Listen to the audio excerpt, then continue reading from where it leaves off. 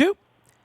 Welcome back, WNST, Towson, Baltimore, and WNST, Baltimore positive. Nothing more positive than the first place Baltimore Ravens taking on the Houston Texans this week. And Luke Jones and I were together out in Owings Mills. He's been out there all week chronicling all things Lamar and the aftermath of the play and the winning streak and all of this good stuff. And here comes DeShaun Watson. And more than that, Eric DeCosta not taking the week off either, right? Right. I mean, the Ravens very clearly a need at defensive tackle with Michael Pierce going down with the ankle issue. John Harbaugh said at the beginning of the week there's a, quote, a chance he could play Sunday. Having covered the Ravens and John Harbaugh as long as I have, that typically means he's not going to play Sunday. So it's not a season-ending injury, but clearly an injury where it looks like he's going to miss some time.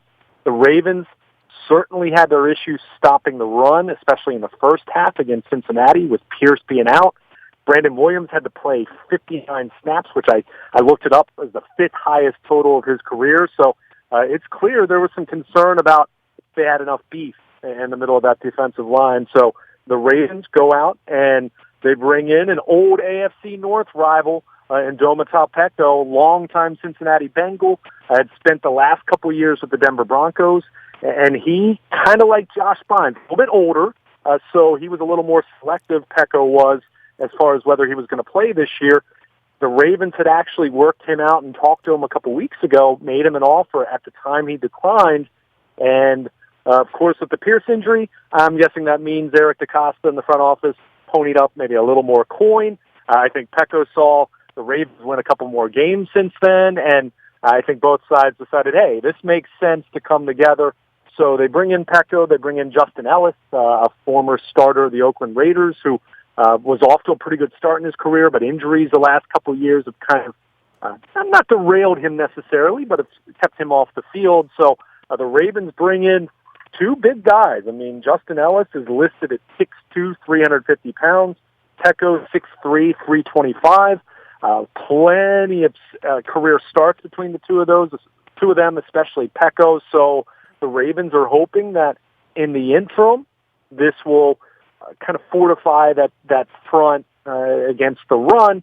Neither of these guys are really pass rushers, so I can't really anticipate either of them having a big role there. But I think it was pretty obvious with the way they handled their workload that not as much confidence in a Zach Sealer, not quite as much confidence in Chris Wormley to be in a bigger role than he's already been. So they bring in Peko, they bring in Ellis, and I would assume at least one, if not both of them, have a pretty substantial role against Houston on Sunday with my expectation that Michael Pierce probably not going to be out there. He is Luke Jones. He is in Owings Mills and getting us ready for the DeShaun Watson show and the aftermath of Lamar Jackson. You know, the questions were going to come fast and furious about distractions and now being the game's brightest superstar. And I've talked about national reporters being in all week. We're on the beginning of that little roller coaster. It's been a little while, Luke, but they're back, as they say, right? Yeah, I mean, and there's been a couple games that have garnered some attention. I mean, I think back to week 2, it was Lamar Jackson against Kyler Murray, kind of a present/future against complete future and complete unknown at that point. And then, of course, a few weeks ago, Ravens go to Seattle, and it's Lamar Jackson future compared to Russell Wilson present, and thinking, okay, maybe Lamar Jackson plays like Russell Wilson 5 years down the road, or at some point when maybe he's not running quite as much as he does now. But when you talk about these two guys, I mean, these two are the best examples of the new wave of dual-threat quarterbacks in the NFL. I mean, DeShaun Watson really took this league by storm his rookie year, and then he had the unfortunate ACL injury, but we've seen him play at such a high level. He absolutely is an MVP candidate, although probably put him below Russell Wilson and Lamar Jackson in that pecking order right now with 7 games to go, plenty of season to go. But, I mean, these if DeShaun Watson comes in here and throws 4 touchdowns and they win 42-21, right, sure. I mean. Right. I mean, this whole MVP thing is really fun just because no one anticipated Lamar Jackson being in this conversation. But there's a long way to go. Lamar goes out and throws 4 or 5 touchdowns against the Texans, and yeah, he probably is the odds-on favorite in everyone's mind. I mean, right now it's kind of him and Russell Wilson be 1 and 1A, just flip a coin. But it's a week-to-week thing. But these two guys, at their age, thinking back to the big game, Clemson-Louisville a few years back, which was regarded by many college football fans as one of the better games of the last decade, those two going at it in the ACC. And to see this, I mean, this is really exciting. These are two playmakers who can make plays with their arm, certainly can make plays with their legs. If you wanted to handicap it, I'd give DeShaun Watson the edge as a passer at this point, but not a tremendous edge, and I'd give Lamar Jackson an edge as the runner. But they're both able to burn you, to absolutely kill you in either phase if you're not going to be prepared for it. And this is exciting because we've talked about this for a number of years now. When we're talking Peyton Manning, who's gone, Tom Brady, who's 42, and this is going to end at some point in the not-too-distant future. Ben Roethlisberger, along in the tooth and out for the season. Phillip Rivers towards the end of his career. Aaron Rodgers isn't getting any younger. So you need some of these guys. You need some of these exciting young quarterbacks. And Earl Thomas said it best today. I mean, a guy who's been in the league close to a decade, he flat out said, I hate playing against these guys because there's nothing more demoralizing, and Jimmy Smith echoed this sentiment as well in the Ravens locker room, nothing more demoralizing than to cover guys.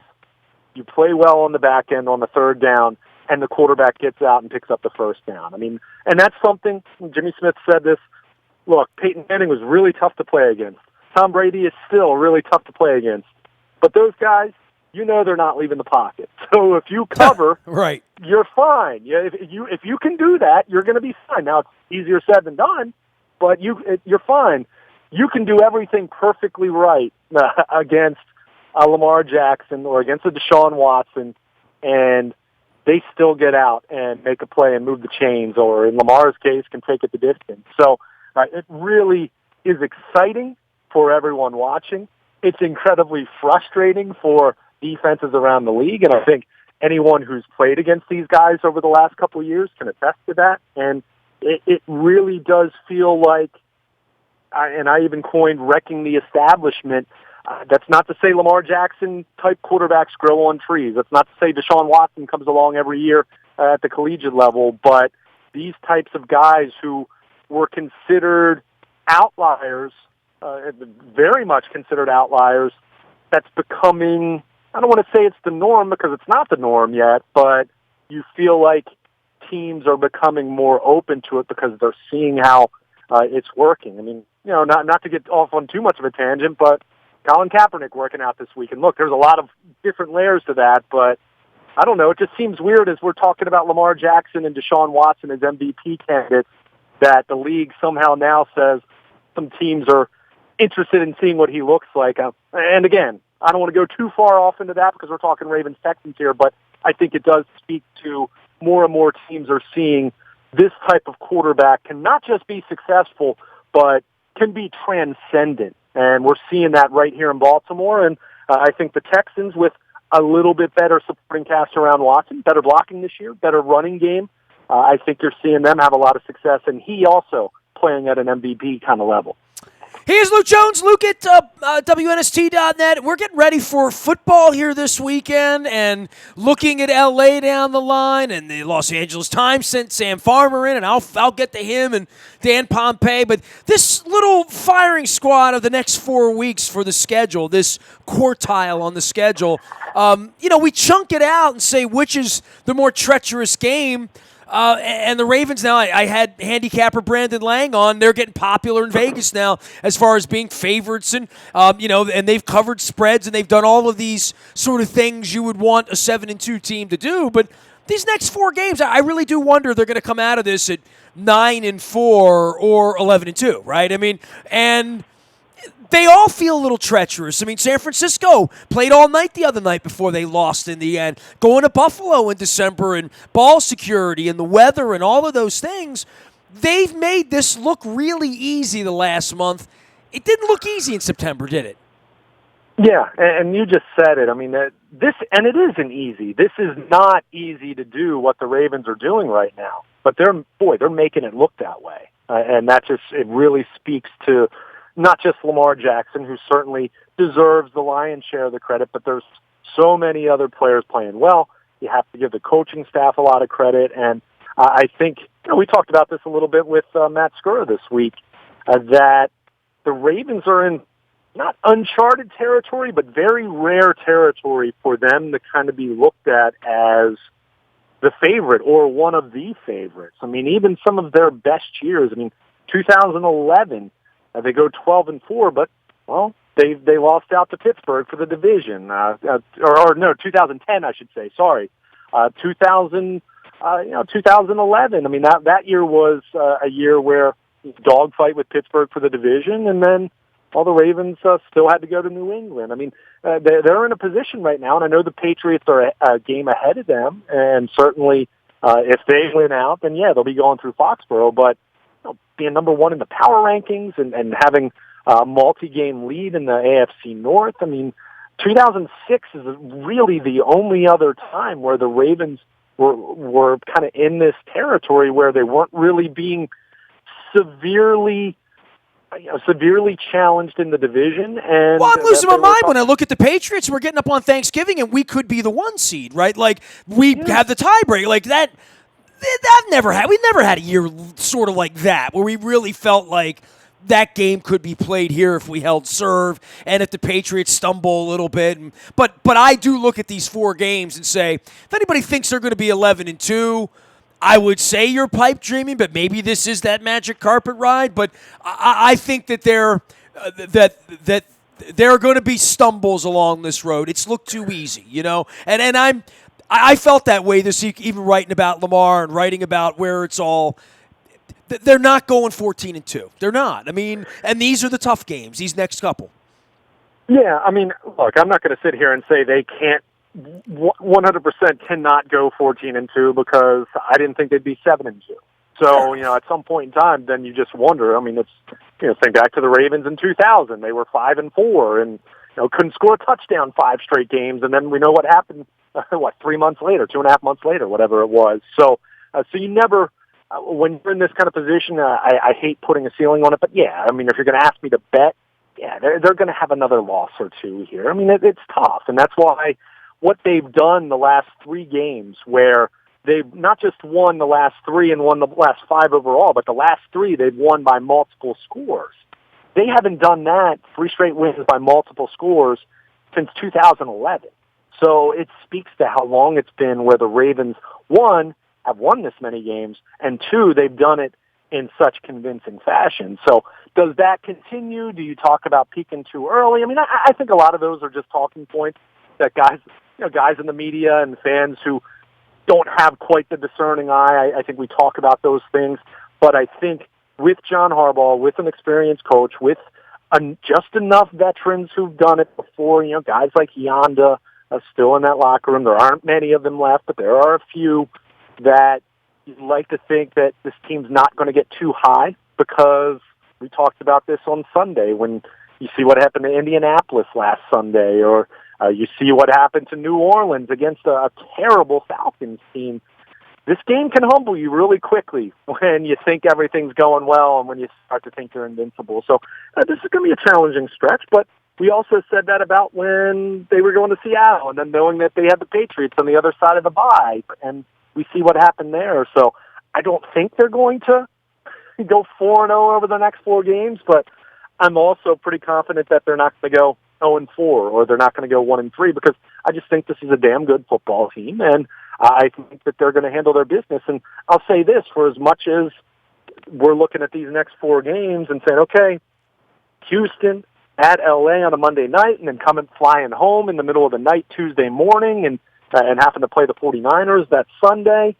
The Bills game, okay, as much atmosphere and not knowing what the weather's going to be in Buffalo, that might be more than anything else. I don't think the Bills are that good, to be totally honest, record notwithstanding. But I think the point is, yeah, that's a challenging stretch for the Ravens, but every one of those teams right now looks at the Ravens on their schedule and they say, how in the world are we going to stop Lamar Jackson? How in the world are we going to slow this offense? Their defense, yeah, we might be able to make some plays against them, but they have shown quite an ability to take away the football and make some game-changing plays. over the last month. So much as we're looking at these 4 games, and the Ravens might look at these next 4 games and say, hey, we've got to play our best football, then all their opponents are looking at them and saying, it's not a case of, are we capable of playing our best football? We need to play our best football if we're going to have any chance to beat that team. That's how well they're playing right now. So that's where it stands. And look, I mean, the Ravens, you can make an argument that they could be favored in those 4 games. I don't know. I mean, we'll see how the odd makers. I don't know if they'd be favored, if the game were in San Francisco, but L.A. for. Oh, but it's not. Yeah, the game's in L.A. I mean, all the last 6 months, you would have thought the Rams, they were in the Super Bowl, that they would be the favorite. I don't know. I mean, I saw the Rams lose really to the Steelers. At times. Yeah. I mean, that's a team that's looked really mediocre at times. And look, I mean, the Ravens, history would tell us they're due to have a game where they're not playing so hot. When you have I thought that about Cincinnati. I thought they were vulnerable last month, and I thought there's going to come a game where the ball's going to get kicked around a little bit. I mean, where the exchange is going to be bad and how they respond to that and whether they can win if they turn the ball over 2 or 3 times, as teams that run the ball and pitch the ball the way they do usually do. Lamar will make a bad decision. A ball will get tipped. Ingram fumbles the ball. Hollywood gets hit after the catch.